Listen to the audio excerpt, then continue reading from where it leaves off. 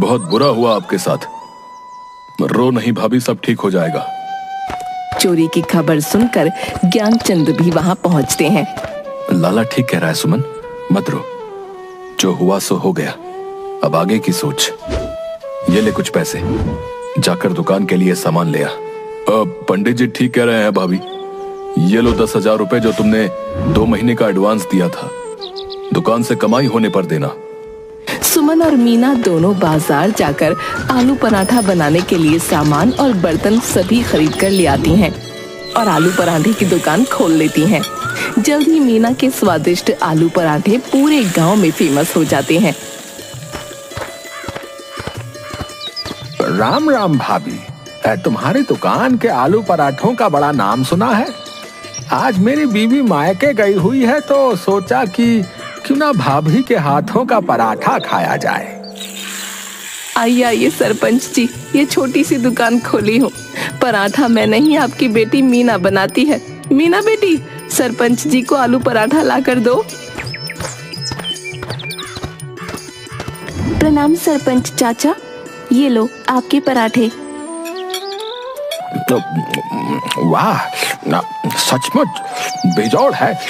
जैसा सुना था उससे कहीं बेहतर पराठा है।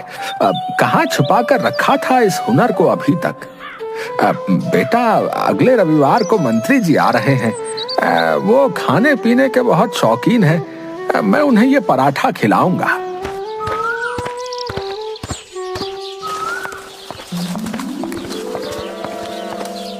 देखा सुमन, मैंने कहा था ना कि मीना के हुनर को बाहर लाने की जरूरत है। कैसी चल रही है दुकान? बहुत ही अच्छी दुकान चल रही है, सब आपकी कृपा है पंडित जी। अगर ऐसे ही चलता रहा तो जल्द ही अपना मकान बना लेंगे। अगले रविवार को मंत्री जी को लेकर सरपंच आता है। उनके साथ व्यापारी मंगत लाल भी आता है। सचमुच इतना अच्छा आलू पराठा मैंने अपने जीवन काल में अभी तक नहीं खाया। सचमुच लजीज पराठा है। सुमन भाभी, आप हमें पराठे का मसाला बना कर दो, हम उसे पैकेट में बंद कर बाजार में सप्लाई करेंगे। जरूर, मैं कल से ही आलू पराठे का मसाला शहर भिजवा दूंगी। कसम झूले लाल की, पूरे मार्केट में आग लग जाएगी। ये लो पूरे 2 लाख रुपए एडवांस। जल्द ही मीना के हाथों के बने आलू पराठा मसाले का पैकेट पूरे शहर में छा जाता है। इधर आलू पराठा दुकान के कारण जगन का ढाबा बंद हो जाता है। अरे यार बिल्लू, जब से आलू पराठे की दुकान खुली है मेरी दुकान ही बंद हो गई है। मुझे किसी तरह पराठे की दुकान बंद करवानी है। मेरा नाम है बिलवा, साला पैसे के लिए कुछ भी करेगा। ठीक है, ये ले 50,000 रुपए एडवांस, लेकिन कल ये पराठा मुझे दुकान में नजर नहीं आना चाहिए। आज रात को दुकान का काम तमाम हो जाएगा। रात में बिलुआ पराठा दुकान में आग लगा देता है। सारी दुकान जलकर खाक हो जाती है। सुमन और मीना दोनों माँ बेटी खूब रोती हैं।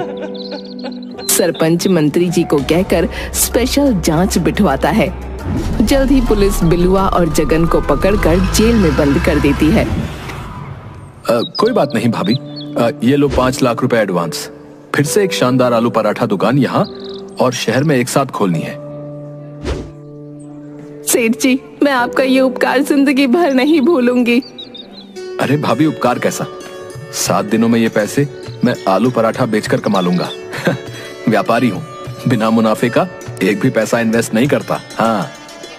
जल्द ही पूरे देश में आलू पराठा प्रिया के साथ रहती थी। अनुपमा का पति उसे छोड़ किसी और औरत के साथ चला गया था। अनुपमा शहर में एक रेस्टोरेंट में खाना बनाने का काम करती थी। उसके हाथ का पिज्जा, समोसे, चाउमीन सब लोगों को बहुत पसंद आते थे। जो भी उस रेस्टोरेंट में आता वो अनुपमा के हाथ का पिज्जा और समोसे खाकर बहुत ही खुश होता। मल्होत्रा साहब, आपके यहाँ के पिज्जा और समोसे खाकर तो मजा ही आ गया। ऐसा क्या डालते हो उसमें? ये सब कमाल तो हमारे यहाँ की अनुपमा का है। ये दोनों चीजें वही बनाती है। ऐसे ही एक रोज उस रेस्टोरेंट में एक ग्राहक अपनी बेटी के साथ आता है और वो पिज्जा समोसे की डिमांड करते हैं। वेटर उनके लिए पिज्जा लेकर जाते हैं, लेकिन वो उसके लिए इनकार कर देते हैं। फिर समोसा लेकर जाते हैं तो वो भी लेने से इनकार कर देते हैं। वेटर समझ नहीं पाता कि आखिर उन्हें क्या चाहिए। वो आकर अनुपमा को ये बात बताते हैं। फिर अनुपमा ग्राहक के पास जाती है माफ कीजिएगा सर, हम समझ नहीं पा रहे कि आप क्या खाना चाहते हैं। आप मुझे बताइए, मैं यहाँ शेफ का काम करती हूँ।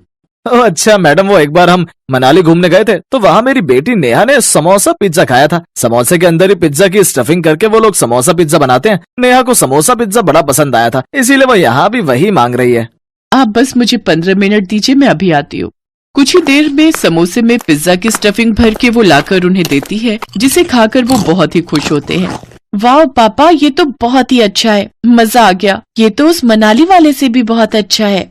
सचमुच मल्होत्रा सर, आपकी शेफ ने तो कमाल ही कर दिया। उस दिन के बाद से उस रेस्टोरेंट में एक डिश और बढ़ गई। अब तो समोसा पिज्जा की वजह से वो रेस्टोरेंट भी ज्यादा फेमस हो गया। अब तो लोग दूर दूर से अनुपमा के हाथ का समोसा पिज्जा खाने आते। खुश होकर मालिक ने अनुपमा की तनख्वाह भी बढ़ा दी। इसी खुशी में अनुपमा रिया के लिए नए कपड़े खरीद कर लाई। वाह माँ, ये तो बहुत ही सुंदर फ्रॉक है, इस बार मेले में मैं यही पहन कर जाऊंगी। हाँ मेरी बच्ची, देखना तुम इसमें बहुत सुंदर लगोगी। लेकिन उसी रेस्टोरेंट में एक रजनी नाम की लड़की काम करती थी। रेस्टोरेंट में सब अनुपमा की ही तारीफ करते थे। ये देख रजनी उससे काफी जलने लगती है। जिसे देखो सब इसी के गुण गाते रहते हैं, लेकिन मैं इसे यहाँ से निकलवा कर ही रहूंगी। एक रोज जब अनुपमा पिज्जा समोसे की स्टफिंग बना रही होती है, तभी उसका फोन आ जाता है। इतने में ही रजनी पीछे से दवा उस स्टफिंग में मिला देती है। फिर अनुपमा उनसे पिज्जा समोसा बनाकर तैयार कर लेती है और जब ग्राहक को वो खाने को देती है तो उसे खून की उल्टियां होने लगती हैं। ये देख उस आदमी की पत्नी रेस्टोरेंट के मालिक को बुलाती है। ये देखिए, आपका ये समोसा पिज्जा खाते ही मेरे पति को खून की उल्टियां हो रही हैं। अगर मेरे पति को कुछ भी हुआ ना तो मैं तुम्हें छोड़ूंगी नहीं और जेल की हवा खिला कर रहूंगी, साथ ही इस रेस्टोरेंट को भी बंद करवा कर रहूंगी। नहीं ऐसा मत कीजिए, मैं अभी से यहाँ से निकाल देता हूँ और आपके हस्बैंड को अस्पताल लेकर चलता हूँ, इन्हें कुछ नहीं होगा। नहीं सर, लेकिन मैंने कुछ नहीं किया। मल्होत्रा अनुपमा को काम से निकाल देता है। ये देख रजनी बहुत खुश होती है। उधर अगले दिन से अनुपमा कई होटल और रेस्टोरेंट में जाती है, लेकिन उसकी कहानी सुनकर कोई उसे काम नहीं देता। इस शहर में तो मुझे कोई काम ही नहीं दे रहा, साथ ही बचत भी कम ही बची है। अब मैं क्या करूं? मुझे लगता है मुझे अपने गांव चले जाना चाहिए। अनुपमा रिया के साथ अपने गांव आ जाती है। गांव में वो अपने पुराने घर में रहने लगती है। घर में सफाई करते वक्त उसकी नजर घर के पीछे रखे एक ठेले पर जाती है, जो उसके पिता का था, जिसमें वो समोसे बनाकर बेचा करते थे। माँ, ये तो नाना का ठेला है ना? हाँ बेटी, इसमें बाबा समोसे बनाकर बेचा करते थे। तो माँ, आप भी तो कितना अच्छा समोसा पिज्जा बनाती थी, अब आप इस ठेले पर वो बनाकर बेचना शुरू करो। अरे वाह, ये आइडिया तो बहुत अच्छा है, मुझे क्यों नहीं आया? अनुपमा ने नौकरी करके कुछ बचत की थी, जिनसे वो राशन पानी लाती है, साथ ही समोसा पिज्जा बनाने के लिए जरूरी सामान भी लाती है। फिर अगले दिन सुबह जल्दी उठकर समोसे पिज्जा बनाती है और ठेले पर लगाकर उन्हें बेचना शुरू कर देती है। तभी उसके पास उस गांव का मुखिया आता है। अनुपमा बेटी, ये ठेला तो तुम्हारे पिता मनोहर का है ना? वो तो इसमें समोसे बनाकर बेचते थे, लेकिन आखिर तुम इसमें क्या बनाकर बेच रही हो? काका, ये भी समोसे है, लेकिन ये आज के जमाने के समोसे है। अच्छा, फिर एक चखाना तो। अनुपमा उन्हें पिज्जा समोसा देती है। वाह वाह, लाजवाब, क्या स्वाद है। वाह बिटिया, हमने तो कभी सोचा ही नहीं था कि ये इतने अच्छे होंगे। मुझे 2 और दे दो। वैसे कितने का है एक? सिर्फ 20 रुपए का काका। मुखिया को देखकर और भी लोग उसके पास आने लगे। धीरे धीरे अनुपमा सारे गांव में और आस पड़ोस के गांव में भी फेमस हो गई। अब लोग दूर दूर से उसके समोसा पिज्जा खाने आने लगे। अब उसकी खूब अच्छी कमाई होने लगी। रिया को उसने अब वहीं के एक स्कूल में डाल दिया। स्कूल से आने के बाद रिया भी अपनी माँ की मदद करती। उधर मल्होत्रा रजनी को किसी से फोन पर बात करते सुन लेता है। वो उसकी सारी बात अपने फोन में रिकॉर्ड कर लेता है। अच्छा किया जो मैंने उस अनुपमा को यहाँ से निकलवा दिया, जिसे देखो उसी के गुण गाता रहता। वो अनुपमा कितनी बुद्धू निकली। उसके पिज्जा समोसे में दवाई मिलाई मैंने और नाम लगाया उस अनुपमा पर और उसे यहाँ से निकाल कर बाहर किया। अच्छा, तो ये सब तुम्हारा किया तरह है। अब देखो मैं क्या करता हूँ। मल्होत्रा वो वीडियो YouTube पर डाल देता है। रातों रात ये बात सोशल मीडिया पर फैल जाती है। रजनी को काम से निकाल दिया जाता है और अब उसे कहीं कोई नौकरी नहीं मिलती। कुछ दिन बाद मल्होत्रा अनुपमा को ढूंढता हुआ उस गांव आ जाता है और उसे अपने साथ रेस्टोरेंट में काम करने की बात कहता है।